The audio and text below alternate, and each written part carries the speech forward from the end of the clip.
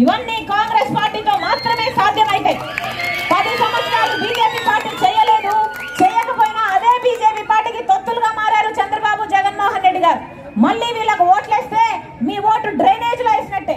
చంద్రబాబుకు ఓటేసినా, జగన్మోహన్ రెడ్డి గారికి ఓటేసినా, జనసేనకు ఓటేసినా, బీజేపీకి ఓటేసినా మీ ఓటు డ్రైనేజ్ లో వేసినట్టే. కాంగ్రెస్ పార్టీకి ఓటేయండి.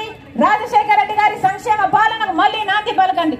మళ్ళీ చెప్తున్నాం, కాంగ్రెస్ పార్టీ అధికారంలోకి వస్తే 10 సంవత్సరాల ప్రత్యేక హోదా ఇస్తుంది కాంగ్రెస్ పార్టీ.